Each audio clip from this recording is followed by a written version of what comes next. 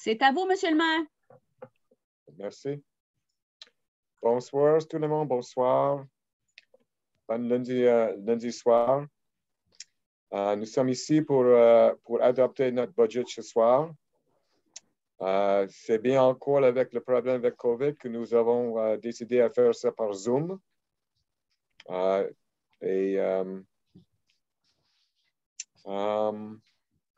Je vais juste partager une couple de choses avant de donner ça à M. Béliveau.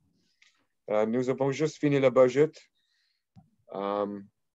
C'est beaucoup de travail. Il y a beaucoup de travail pour nous autres à faire. Un grand bienvenue à M. Béliveau et aussi les conseils qui travaillent sur le comité de budget et en même temps avec tous les avis que nous avons reçus par tous les élus. J'en prends beaucoup et je pense que ça donne nous autres comme un conseil de temps pour régler notre chose entre nous autres et pour vraiment solidifier nous autres comme une team, comme une équipe. Nous avons beaucoup de défis l'année passée, comme le grand tempête que nous avons le mois de juin. Il y a beaucoup de dommages sur notre chemin. Ça coûte nous autres une fortune pour réparer ça. Et je suis capable de dire que nous avons diminué notre réserve presque une moitié à cause de les dépenses que nous avons pour des choses comme ça. Je suis capable de dire que notre budget est balancé. On arrive à exactement zéro. C'est une bonne nouvelle. Et je suis bien sûr qu'avec l'équipe que nous avons cette année, on est capable de diminuer les dépenses et on va sauver beaucoup d'argent pour faire un rapport de l'année prochaine dans le haut. Il y a beaucoup de choses à réduire. C'est un travail à faire pour vous autres.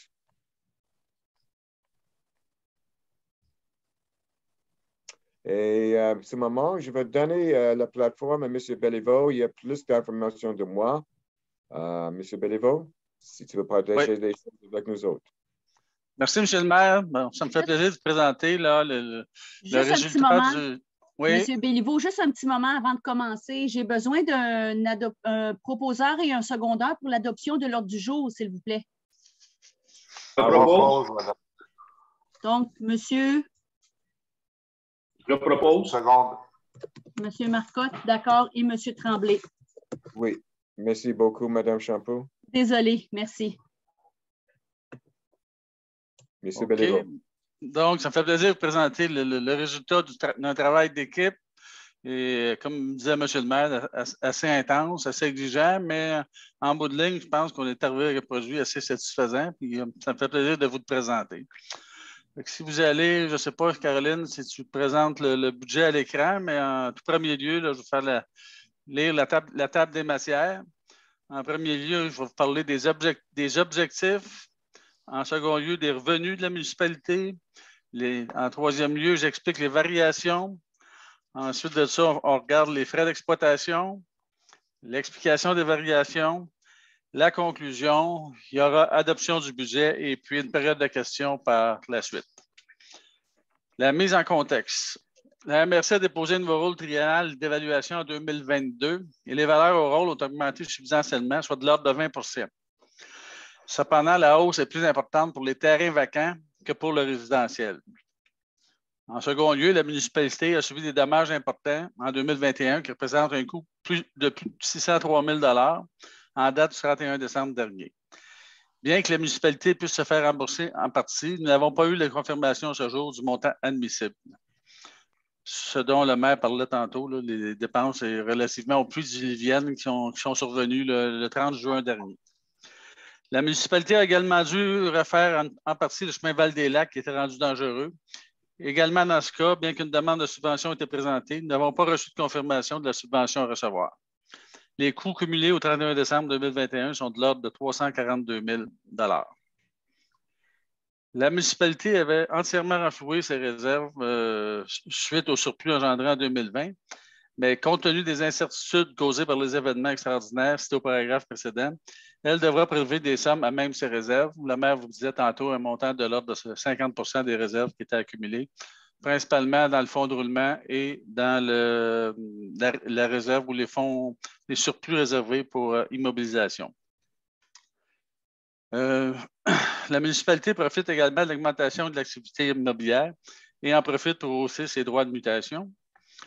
Et enfin, la municipalité a été l'objet d'un abattage d'arbres inapproprié et a dû prévoir des frais pour réclamer les dommages occasionnés.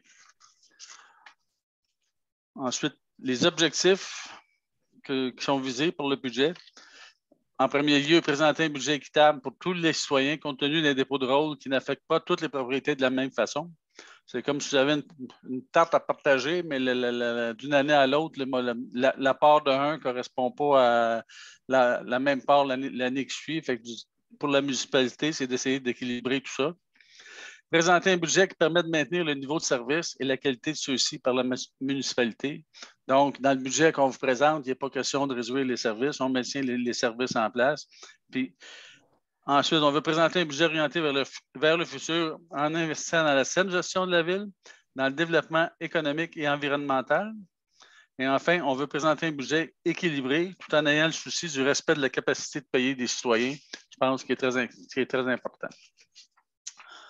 Si on va à la page des revenus. Donc, les revenus, il y a une progression au niveau de la taxation. En 2021, les revenus étaient de 2 185 000. Ils passent à 2 417 000, soit une augmentation de 231 000. Ensuite de ça, vous avez les tenants lieu de taxes et compensations qu'on reçoit du ministère. C'est de l'ordre de 53 000 $, peu de variation d'une année à l'autre. Les services rendus, aussi des citoyens ou à d'autres municipalités, 34 200. Les droits de mutation, on avait budgété 90 000 en 2021. Il s'avère qu'on va dépasser largement ce montant-là. Compte tenu de l'activité immobilière, on a prévu augmenter les revenus de mutation à 150 000 $. Les constats, légère progression à 10 500. Les intérêts, principalement sur les arrérages de taxes, un montant de 31 500. Les ventes d'actifs, il n'y en a pas de prévu. La réserve pour élection, en 2021, c'était une année électorale. Fait qu'on a pigé 20 000 $ dans les revenus dans la réserve pour faire face aux dépenses électorales. Les autres revenus, légère baisse, 3 285. Les subventions, une hausse là, qui nous amène à 29 818. Ce qui fait des revenus totaux pour l'année 2022 qui sont prévus de 3 2 654 $. Si on va dans les principales variations, la variation des revenus au niveau de la taxation, c'est la résultante de l'augmentation des évaluations foncières de l'ordre de 20 % et de la baisse du taux de taxe. Les droits de mutation, nous prévoyons le maintien de l'activité immobilière à un niveau élevé, de même que l'application du taux de 3 % pour les tranches supérieures à 500 000 $. Puis, finalement, ce que je disais tantôt, la réserve d'élection, il n'y a pas de montant à prévoir en 2022. Ce qui conclut la section des revenus. On passe aux dépenses. Les dépenses d'administration passent de 997 000 à 1 037 000. La sécurité publique à 364 000, une légère baisse de 17 000 $. Au niveau du transport, on passe de 659 000 à 664 039. Les gènes du milieu, on passe de 260 000 à 309 048. En urbanisme, on passe de 90 912 à 207 000. En loisirs et culture, de 84 000 à 95 888. Le service de la dette passe de 223 000 à 297. Les affectations passent de 3 250 à 26 780. Donc, le total des dépenses nous amène à 3 2 654, donc aucun excédent, un budget équilibré à 0. Ensuite de ça, on va regarder les variations des dépenses. Vous avez, au niveau de l'administration, il y a peu de variations, si ce n'est ce qui n'est pas mentionné, mais on a une baisse des dépenses des dépenses au niveau des élections, parce qu'il n'y a pas d'élection. Donc, 20 000 qu'on récupère là. Par contre, comme on voulait investir pour assurer une saine gestion, dont percevoir les arrérages de taxes, on a prévu une provision pour mauvaise créance de 20 000 en lieu et place. En sécurité publique, les principales variations sont une variation des salaires et une diminution dans l'achat d'équipements, ce qu'on appelle communément des bunkers. Il y a eu plusieurs achats qui ont été faits en 2021, de sorte qu'il n'y a pas de besoin aussi urgent si vous voulez à combler. Hygiène du milieu, l'augmentation s'explique par des frais de cartographie, d'études environnementales et des frais d'inspection d'un barrage. En urbanisme, l'augmentation s'explique par des frais légaux à encourir pour un déboisement inapproprié là, qui est survenu dans les derniers jours de décembre. Des études sur la protection des lacs, le développement durable et la rénovation cadastrale. Quand je disais que le conseil est orienté, est préoccupé de s'occuper du futur, de tourner vers l'avenir, on voit que les investissements en urbanisme sont substantiels. Service de la dette, l'augmentation est simplement due à une sous-estimation de la dépense en 2021, car il n'y a eu aucune nouvelle dette en 2022. Le fonds de roulement, le fonds de roulement avait été entièrement remboursé en 2020, de sorte qu'il n'y avait pas de dépenses en 2021. Et la charge de 2022 représente la portion du remboursement pour les emprunts effectués au courant de la dernière année. Le fonds de roulement, c'est un fonds qui est constitué à même la ville. Puis plutôt qu'avoir emprunté sur le marché financier pour financer des équipements, la ville emprunte à son fonds de roulement qu'elle doit rembourser sur une période maximale de 10 ans. Et l'avantage de ça, c'est qu'il n'y a pas de frais d'intérêt comparativement à un emprunt régulier à la banque. Enfin, en conclusion, je fais un résumé de tout ça. Compte tenu des dépenses imprévues que la municipalité a dû encourir pour maintenir ses infrastructures routières, nous avons été capables de relever le défi que ça impose. Compte tenu d'un dépôt de rôle triennal qui nous réserve toujours des surprises et des défis pour l'équité en taxation, compte tenu également de la volonté du Conseil d'assurer une saine gestion, mais également avec l'intention ferme de s'orienter vers le développement durable et la protection de l'environnement, nous sommes fiers de vous présenter un budget équilibré, budget qui nous permet de jeter les bases pour faire face aux défis des prochaines années. J'espère que c'est l'essentiel du budget. Aux membres du Conseil, je pense qu'il est décidé selon l'ordre du jour de procéder au vote à ce moment-ci. J'ai une question, moi. Oui. C'est beau? Je peux la poser? C'est possible de dire le taux d'évaluation le taux sur la valeur foncière au 100 $, d'évaluation? Souvent, les citoyens ils comprennent mieux ça. C'est 0.00905 du 100 $ d'évaluation. Mais on va parler de ça, M. Hébert. On va parler de ça à la deuxième séance. C'est dans notre l'ordre de jour pour la deuxième séance. Là, on est sur le budget, là? Oui, on est sur le budget. Oui, vous avez raison. Mais le taux de taxation, c'est prévu dans l'autre séance qui va suivre tout de suite après. Vous allez l'avoir.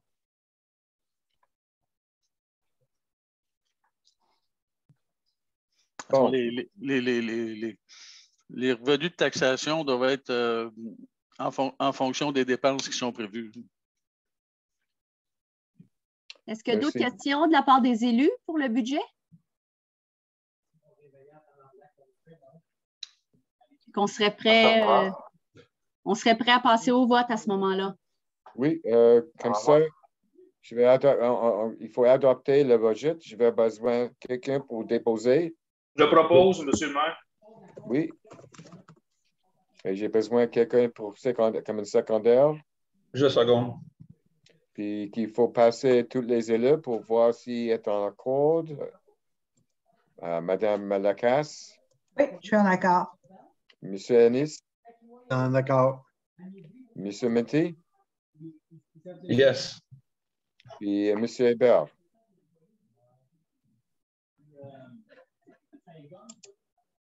You forgot Gilles.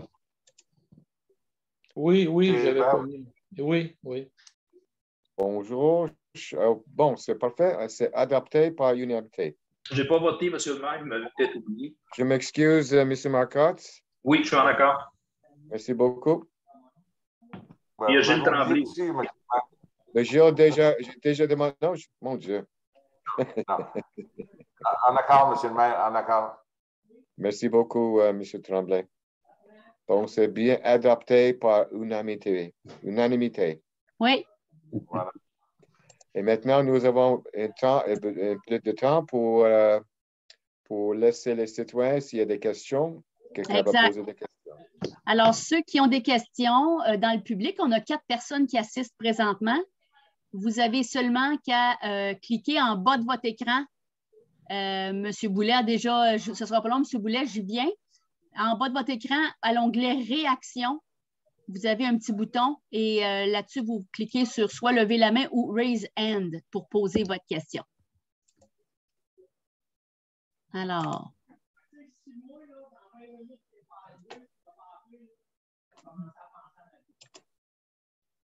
Monsieur Boulet, allez-y, c'est à vous. Bonjour, vous m'entendez bien? Oui. Oui. Merci. J'avais une question. Mais premièrement, c'était très difficile de me connecter sur le site. Malheureusement, je ne savais pas où aller trouver l'information. C'est quand je lisais l'ordre du jour, ça ne donnait pas le lien. Il a fallu que je retourne à la vie publique pour voir que ça disait d'aller voir sur Facebook ou sur le web. C'était moins évident la dernière fois. On avait juste à prendre l'heure du jour, puis vous l'aviez mis comme à la suite de l'heure du jour. On pouvait se connecter directement là. Puis là, ben, ça m'a pris un petit 15 minutes. J'ai manqué tout le début.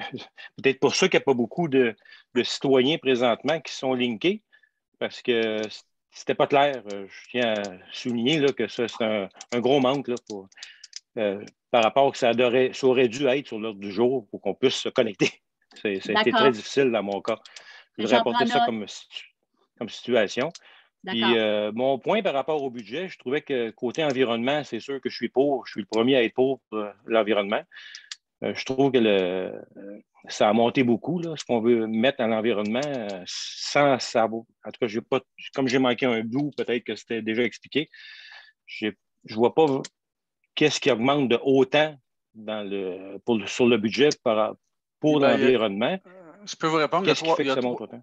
Il y a 3 points au niveau de l'environnement. OK. Il y a des frais légaux qui sont à courir pour faire respecter les normes au niveau de la déforestation. Là. Il y avait un cas, un délinquant, là, puis ça va engendrer des coûts là, au niveau de l'environnement. Deuxièmement, il y a des études qui sont prévues pour la préservation des lacs. Et troisièmement, des études également pour le développement durable. Ces études-là sont prévues au budget, sont insérées, mais comme avant de donner l'aval, puis tout ça, ça devrait revenir au conseil. Le conseil devrait donner son approbation, demander des soumissions, demander préciser les mandats à octroyer. Puis le conseil devra revenir là-dessus. Mais ces sommes-là sont prévues au budget. Et à part celui pour le délinquant, là, pour l'abattage d'armes, c'est des procédures qui sont déjà engagées. Mais au niveau des études pour la protection des lacs et le développement durable, il n'y a rien engagé à ce niveau-là. Mais c'est prévu, c'est dans l'intention du conseil d'aller de l'avant. Mais il restera à préciser les mandats octroyés et l'ordre de grandeur des coûts. Là. OK, merci.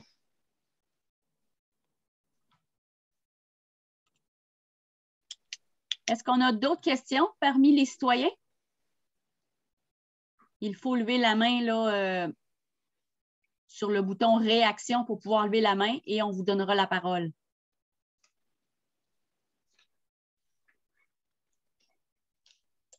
Allez-y, M. Boulet. Allez-y. OK, merci. Désolé, je ne veux pas prendre tout de votre temps, mais en tout cas, j'avais une autre question. Pour l'étude d'un barrage, les coûts qui sont attitrés pour l'étude d'un barrage, est-ce que c'est le barrage du lac Gagnon de 1? Puis j'aimerais savoir si c'est le cas, mais pourquoi qu'on n'utilise pas le même principe que pour le barrage du lac Quenouille? Moi, je me souviens que j'avais été obligé de payer pour le lac Quenouille parce que j'étais dans la couronne 2. Puis même pour l'étude. Fait qu'on avait eu comme deux frais à payer. Initialement, on a payé pour l'étude et on a payé après ça pour les frais de la réflexion du barrage. Mais je me demande pourquoi que toute la population et dont ceux du lac Quenouille qui ont déjà payé pour la section de lac Quenouille doivent maintenant payer pour l'étude du barrage du lac Gagnon ou autre lac. Peut-être que c'est peut-être pas ça partout, là, mais je serais juste poser la question si c'était ce barrage-là, puis pourquoi qu'on va de cette façon-là. Merci. Le barrage, je ne peux pas vous dire de nom, mais ce qui a été discuté, c'est que c'était une obligation de faire inspecter le barrage. Puis, c'est sûr que quand on parlait du barrage du lac Quenouille, je suis au courant, j'ai travaillé, j'ai fait finaliser le dossier là, au niveau du financement.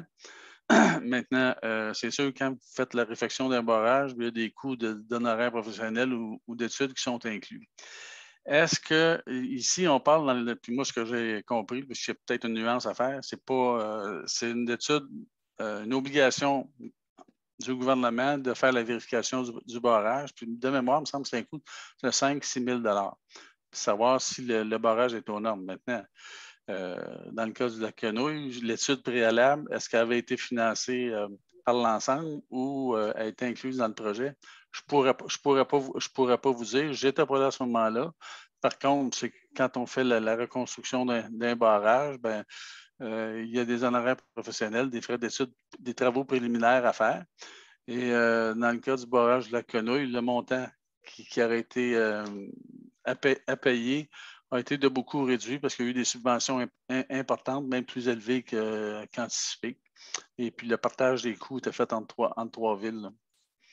Dans ce cas-là, ce n'est pas question de réfection, c'est juste une question de savoir si le barrage est conforme. Ah, c'est bon. Je veux juste poser la question pour savoir qu'est-ce que vous aviez à dire là-dessus. Dans la Quenouille, je sais que ça a été toute une saga. On a été impliqué plusieurs années. Vous comprendrez que je suis arrivé à la municipalité, moi, à la fin novembre 2020. Je n'ai pas nécessairement tout l'historique, mais au niveau de la partie du financement, j'ai terminé le dossier. Moi, c'est juste côté est équitable pour les deux parties. Oui, c'est juste ça que je veux dire. C'est pas. C'est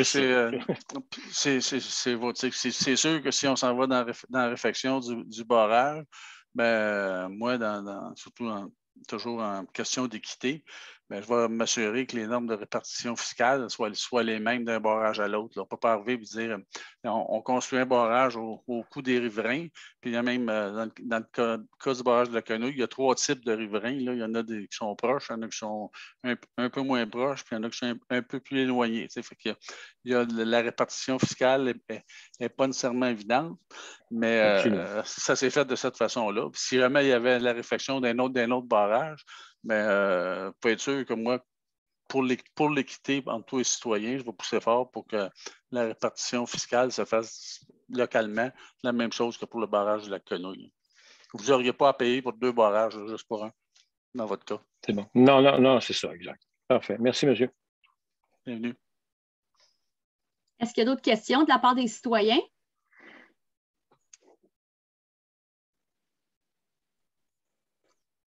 Alors, comme il n'y a pas d'autres questions, Monsieur le maire, on pourrait faire la levée de l'Assemblée avec un proposeur et un secondeur. Oui, merci, Mme Champoux. Pour fermer ce conseil, on a besoin d'un proposeur. Je propose. Je seconde. Merci, Mme Lacasse.